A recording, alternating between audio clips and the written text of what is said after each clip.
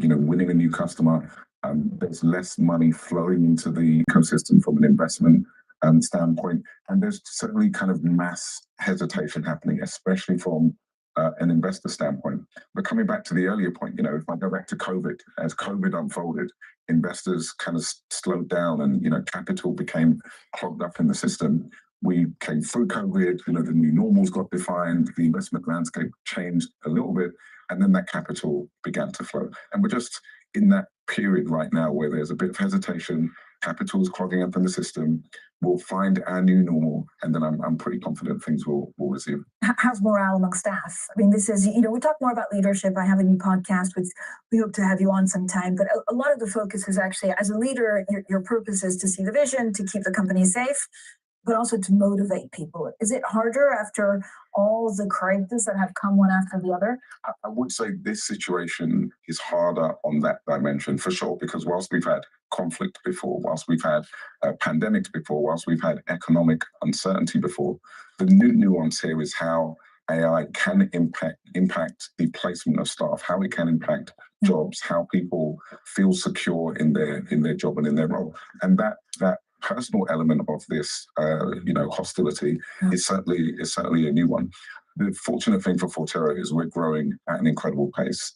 So the message to our employees is, as long as we continue that pace of growth, we're going to need more capacity. We're going to need more people, and using AI to allow us to become more efficient is a positive, right? Because we're in growth mode.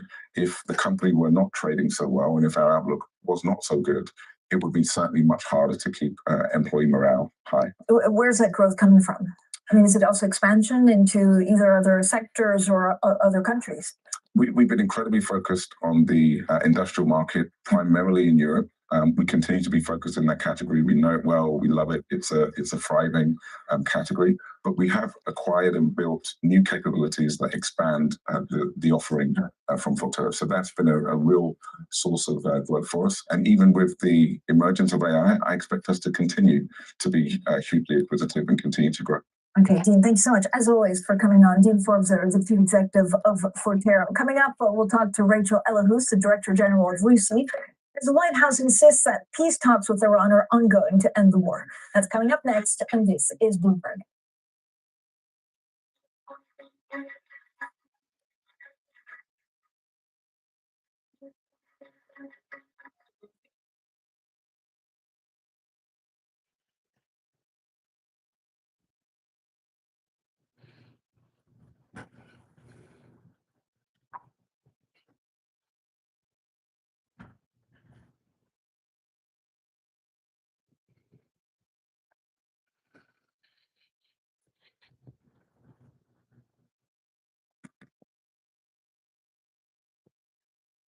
Live from Washington, D.C., this is Balance of Power with Joe Matthew and Kaylee Lines.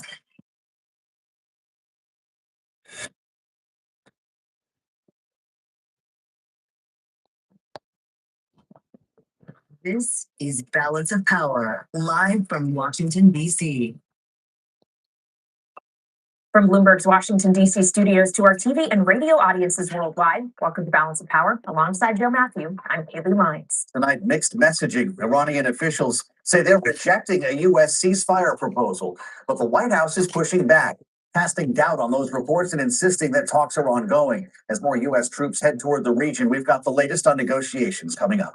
Plus, DHS deal dilemma. Congress remains deadlocked as the DHS shutdown stretches into day 40. The pain being felt at airports nationwide as TSA warns security wait times are hitting record lengths. We'll hear from both sides of the aisle. Democratic Representative Madeleine Dean and Republican Representative Nick Lobota join us this hour. And Mar-a-Lago turns blue. Democrat flips a Florida State House seat in a special election, an upset in the district that, yes, includes Trump's residents. We'll discuss what the state-level win signals for the midterms and beyond when we assemble our political panel. But we begin tonight with the White House pushing back on reports that Iran has rejected a 15-point ceasefire proposal from the U.S., including Iran dismantling its nuclear facilities and reducing its missile arsenal. White House Press Secretary Caroline Leavitt telling reporters this earlier. They have not. Talks continue. They are productive, as the president said on Monday, and they continue to be. However, I saw a 15-point plan that was floated in the media. I would caution reporters in this room from reporting about speculative points or speculative plans from anonymous sources. The White House never confirmed that full plan. There are elements of truth to it, but some of the stories I read were not entirely factual. Bloomberg's Josh Wingrove is joining us live from the White House North Lawn with more. So, Josh, what do we know and what don't we know at this hour? Well, terminal readers can read about the 15-point plan, and we're pretty confident in it. So we can maybe start there. They're just saying that this remains a live ball, and some of those points are going to be tricky, I think, for Iran to expect, to say the least. Veterans of past negotiations will think a lot of them look pretty familiar. Iran reportedly coming out with its own list of demands, including reparations and recognition of sovereignty over the Strait of Hormuz. So obviously, both sides signaling publicly right now, staking out negotiation positions that are pretty broad. So questions continue to swirl about how significant talks are. There was a report from CNN today that the White House sort of didn't fully deny but downplayed that Vice President Vance might head abroad for negotiations in the coming days. Things still just fundamentally remain fluid. And of course, remember that we have that ticking clock of Trump's 5-day pause on attacks that he would pledge to sort of expand to civilian utility and infrastructure targets. That, of course, is hanging in the background as a potential resumption over the weekend. And then, of course, the announcement of the China trip in mid-May that sort of suggests that they might wrap this up. The White House has been saying over and over that 4 to 6 weeks is their anticipated timeline there. They repeated that today. So in some ways, that's not new, but in other ways, that's a signal that they could be close to wrapping up, as, of course, we round into the middle of the third week here of this conflict, 3.5 weeks, I guess. I want to ask you, I'd like to hear more about this meeting with President Xi. Josh, our colleague Mario Parker had a question for the press secretary about that. Let's watch and listen. Was that a precondition? Did the two leaders speak about the conclusion of the war? Was that a precondition for them to have this rescheduled meeting? No, there was a discussion about the rescheduling of the meeting between the president and President Xi. President Xi understood that it's very important for the president to be here throughout these combat operations right now. He understood, obviously, the request to postpone and accepted it, which is why we have new dates on the books, and I'm happy to announce those to you today. So it's on the books, Josh. Does this war need to be done, or they're going for it now no matter what? It's already been postponed once, of course. I mean, the suggestion from this is that it would at least be in a substantially different phase by the time the two leaders meet. Of course, China has stayed out of this, major trading partner of Iran, major purchaser of Iranian oil. Trump has called on China and others to send ships to help secure the strait. Of course, there's no indication that that happened. So, it could be possible. I mean, this administration likes to say it can walk and chew gum at the same time. To it, you can hear the ongoing ballroom construction behind me. But, I think so. Yes, it's possible they could still be having conflict of some kind with Iran and try to do this meeting at the same time. But the suggestion is, and particularly if you look at the language of whether when they delayed this in the first place, that they're really looking to sort of close one chapter and open the next. But remember, there's a lot of things that are going to be on the agenda between President Trump and President Xi, including trade and tariffs, including presumably Taiwan to some extent. And so right now, Iran certainly will loom large, and you would imagine, though they haven't said, be a big part of it, but it would be one part of what would seem to be a pretty long agenda for a couple of days visit. I should note also, they said today that President Xi is still planning to come to America afterwards. Washington specifically, previously they said he might go to Washington or Mar-a-Lago, so that seems to be firming up as well, but we don't have dates for when the Chinese president would return the visit later this year. We're going to have some big stuff to cover coming up soon, Josh. Bloomberg's Josh Wingrove reporting from the North Lawn of the White House. We thank you as always. We've got a lot to talk about with the Congresswoman. Joining us now live from Capitol Hill, Democratic Congresswoman Madeleine Dean of Pennsylvania. She serves on both the House Foreign Affairs Committee and the House Appropriations Committee. Congresswoman, welcome back to Bloomberg. It's great to see you. We spoke with you on the opening weekend of this war, and you called it a reckless war of choice. With that said, are you optimistic, particularly from what you're hearing on the committee, about the potential for negotiations bringing this to an end? Well, it is amazing that you and I talked just a little more than 3.5 weeks ago with the beginning of this attack, this war in Iran. And it remains a reckless war of choice. When you and I spoke last, I believe we knew of 6 Marines dead. Now we have 13 service members dead. We have hundreds wounded. We have a couple of thousand more heading to the region without a plan, without a roadmap, without a way out of this, without real goals. The president has two jobs, as far as I'm concerned, and this election gave him those two jobs, that mandate, as he likes to call it. Number one, keep Americans safe. Number two, make life more affordable. He is failing desperately at both and doesn't seem to care. He is ricocheting about the globe, about tariffs, about the economy. Look what has happened through his immigration policies to prices. Look what has happened as a result of his tariffs, chaotic tariffs to prices. And now, of course, look what has happened to the price of gas, diesel, fertilizer, you name it, all making everything more unaffordable for Americans and making America less safe. Well, in the name of making America safer, the president does now say, Congresswoman, that he would like to make a deal with Iran, that Iran wants to make one in return. What would that deal need to look like in order for it to lead to more security in the Middle East and globally? I don't know. And what we're seeing is an incoherent 15-point plan. No, we don't have a 15-point plan.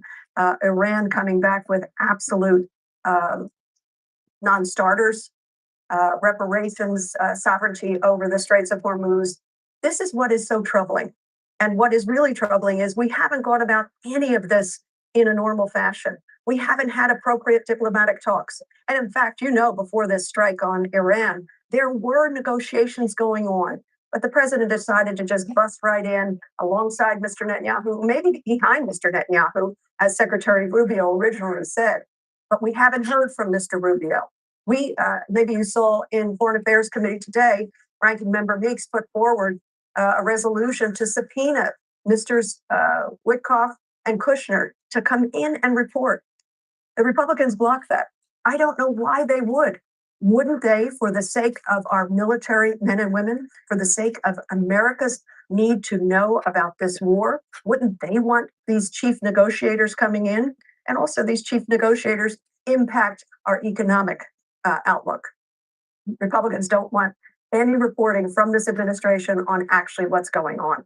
So I don't know what the plan would look like. And I don't think they do either.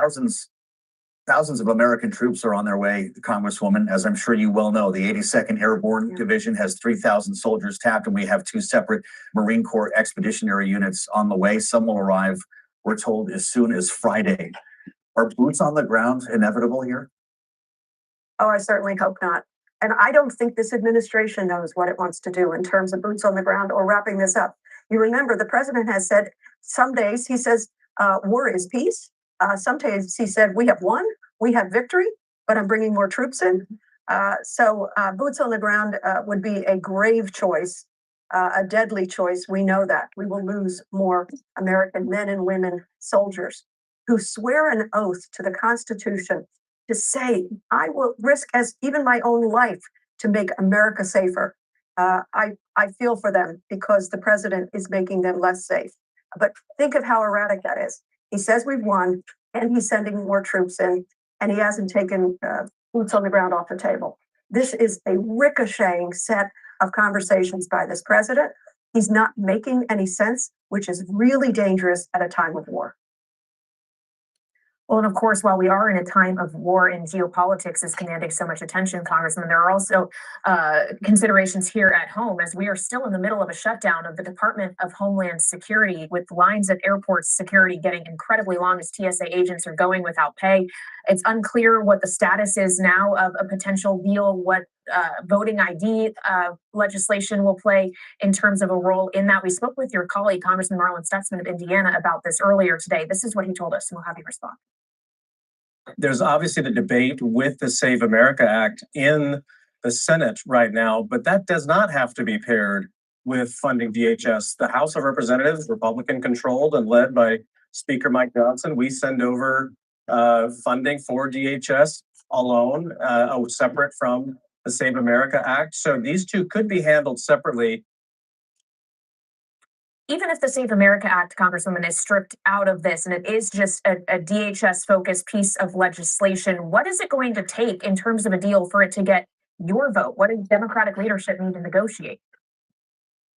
Well, why in God's name would they tether paying our TSA agents with the voter suppression bill? It is not voter ID. It is voter suppression, it would give the government broad reach into the voter rolls, individual voter rolls of states, of counties, to go in and purge voters from the rolls.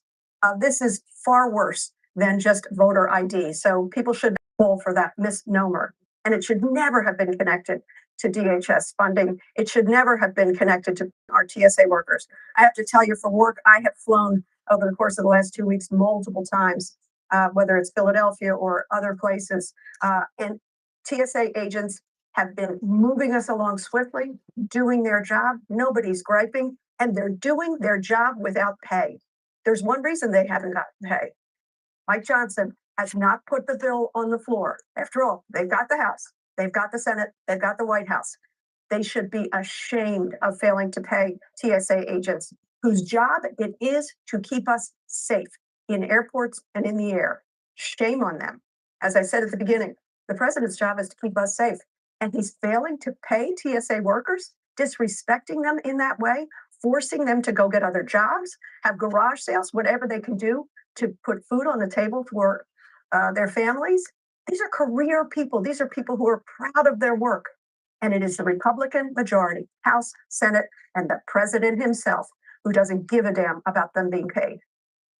Well, I sure hope that's not true, but they are working side by side with ICE agents. Now, I believe Philadelphia is one of the airports where ICE agents who are being paid are standing around and in some cases helping people with bags while TSA workers are now missing their second paycheck. Congresswoman, we heard from the acting administrator at the TSA. The agency has lost more than 480 security officers so far. They've quit. Now the longest wait times in history for the TSA, some greater than 4.5 hours. What would you tell a TSA agent when you get back on a plane to go home in Philadelphia? How long should they brace for this? Equity indices built on opinions? That's the old way. The new way is Bloomberg Equity Indices, built using transparent, rules-based methodologies that are more responsive to changes in the markets, powered by 450 billion daily data points, and backed by research from hundreds of global experts, delivering benchmarks driven by the markets, not opinions. Bloomberg Equity Indices, evolve benchmarks for today's equity markets. Navigate risk with confidence. Realize bold ambitions. Unlock transformative growth. At Marsh, we believe perspective powers progress. We put our more than 150 years. Tried to trail the NASDAQ to rotate back up. Shape your future with I clarity. just broke even, but Resilience. gold is down as well. As I go through the lines, thank you. Thank you for your extraordinary selfless service to our country, to the flying public. I will say to them, this is entirely up to the president. He's ultimately a deal maker, right? He should never have let them go one day without pay. It's illegal in any other industry to have people work and not pay them. It should be illegal in the United States government. I have no idea when these people will come to their senses. I guess when they're inconvenienced by this is about it. But these are really, they're American heroes. They're just trying to do their job. They like what they do. They've done training for this. And to bring in ICE agents who are standing side by side, who are being paid, who are not trained. They weren't trained to do the job they were doing around immigration. And we saw the results of that. Dead Americans shot in public in the streets. I don't want ICE agents anywhere near our flying public. They are untrained, and it is unworthy of this administration to put them next to trained TSA who are not being paid. All right, we'll leave it there. Democratic Congresswoman Madeleine Dean of Pennsylvania, thank you so much for joining us. Meantime, on Wall Street, traders are weighing the viability of any U.S.-Iran ceasefire talks, with stocks and bonds rising and oil falling today. For the details, we turn now to Power Moves with Bloomberg's Nora Melinda, who joins us live from World Headquarters in New York. Nora. Well, Kaylee, we saw a lot of green on the screen as we looked at the trading day at the closing bell today. Of course, we did see This is day 26 of the conflict in Iran. The White House insisting that talks are being productive, Iran rejecting a ceasefire, but Wall Street really hanging on to what the White House has been saying here. They are seeing some hope in terms of a potential end to this war. And so you definitely saw that reflected in the trade. Taking a look at the S&P 500, ending higher by about 0.5%. We have the tech-heavy NASDAQ 100, the Dow Jones Industrial Average, both higher by about 0.7% on the day. And a bit of action in terms of small caps. We saw the Russell 2000 ending higher by more than 1%. So clearly a bit of optimism as people think about the future and a potential close to this war. But keeping an eye on the oil space, because we know this has been really critical during this time period, Kaylee. Brent crude lower by more than 1%, WTI down more than 2%. And we really are seeing this playing out, of course, in terms of gas at the pump as well. As we really see how this reflects and impacts on the consumer. We've been seeing quite a spike there as well. Nora, what are we going to have our eyes on in tomorrow's session? Is this just going to be a continuous loop of watching Iran headlines and the price of oil? Well, people have really been keeping an eye on the headlines flying left and right, and it's really been indicative and really ricocheting through the trade. So that's really where most people's focus will be right now, Joe, as people are really thinking about the future. I mean, I've also had my eyes on the bond market. While we did see earlier U.S. stocks rising, we also did see Treasuries higher, but some of those yields slipping today in the trade. So also just kind of keeping an eye on how investors, both in the bond market and equities, are really thinking about positioning in this moment. Bloomberg's Nora Melinda, live from New York. Thank you, Nora. Coming up, we'll turn to the other side of the political aisle. Republican Congressman Nick LaLota of New York will join us with American troops on their way to the Middle East, approaching a Friday deadline laid out by the president. That's next on Balance of Power on Bloomberg TV and radio.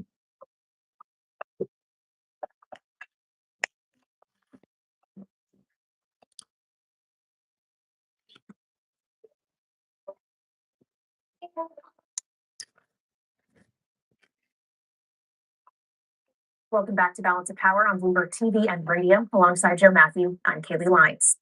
As the U.S. is pushing for a deal with Iran to end the ongoing war, we're also sending more troops to the Middle East. And we want to get into that now with Republican Congressman Nick LaLota of New York, who serves on both the House Appropriations Committee and House Homeland Security Committee. He's also a retired U.S. Navy Lieutenant Surface Warfare Officer, and he's joining us live from Capitol Hill. Congressman, thank you very much for being here. When you hear the president say he wants to make a deal, that there's an outreach to Iran at the very same time that more Marines and troops from the 82nd Airborne are heading into the theater, what does that make you think about how seriously to take diplomacy versus military action?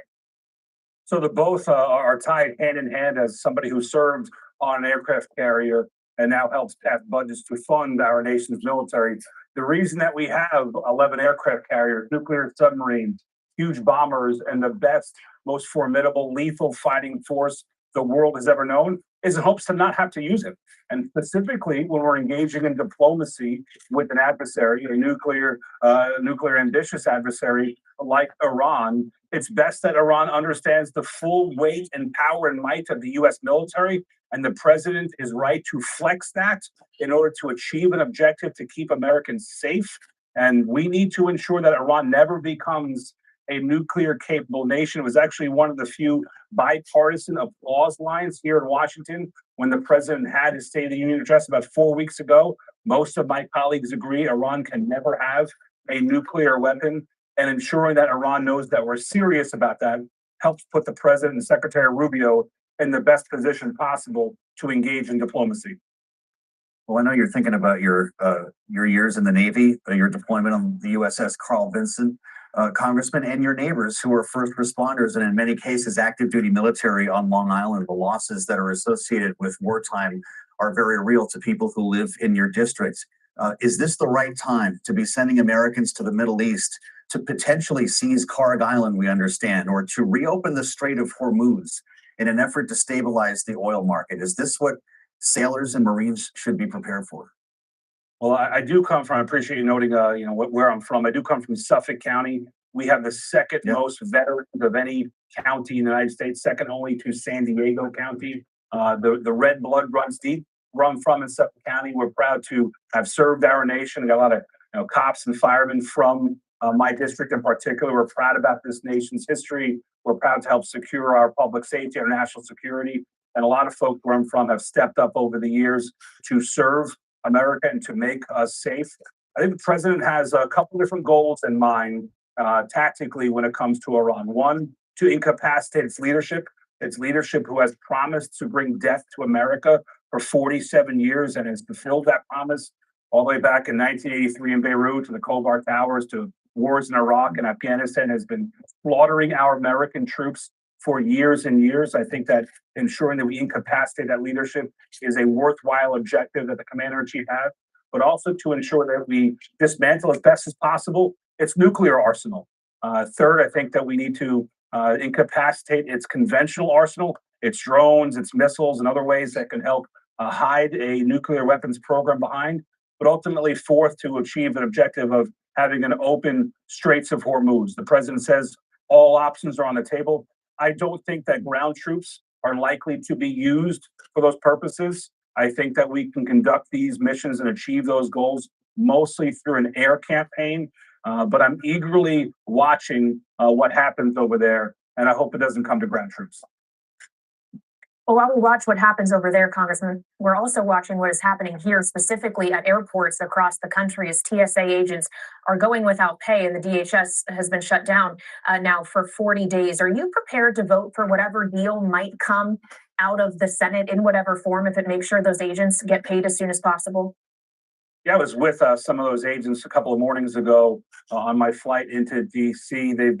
They've missed 3 paychecks so far, and these are not, high rolling 6-figure governmental employees who are sitting with their feet up behind a desk. These are just good folks who go to work every day to help keep Americans safe. Frontline workers, folks who risk themselves and their own safety to ensure that we're safer as well. They should be getting paid. We're 40 days into this. I'm very frustrated with how we've gotten here. This is a very unfortunate partisan world and a very partisan town that we live in. And what used to happen is when Republicans and Democrats disagreed on something, a continuing resolution, a status quo budgeting was how we resolved our main differences. It's how we resolved those differences last Congress when Republicans disagree with Joe Biden's border policy, with his student loan bailout, with his Green New Deal, things that we aggressively objected to. We never took it to defunding the government, defunding a department, or defunding an agency when we disagree with that. We announced our disagreement with it, and we took it to voters and say, listen, vote for us. Here's what you're going to get. You're going to get a better border. You're going to get deportations of the worst and other things. We campaigned on that. We won the House, the Senate, and the White House as a result. But we need 60 senators to pass a common sense budget as it relates to the entire Department of Homeland Security. My colleagues from the other side of the aisle have held that up. They're trying to defund now the entire ICE and even the CBP. I think America stands to be clear, Congressman, we only have 30 seconds. Would you vote to fund DHS without ICE to get TSA back on the payroll? Joe, you have to show me the bill that comes before I can tell you yes or no, but I'm eager to be part of a solution. We need more people in this town who are solutions oriented. I'm open-minded to any deal that can be across party lines. There you have it from the gentleman from Long Island. Congressman, we appreciate it. Republican Nick Lalotta of New York with us live from Capitol Hill. Coming up, we'll bring you all the details of a new industry titan panel, high tech at the White House. It's next on Balance of Power on Bloomberg TV. Right.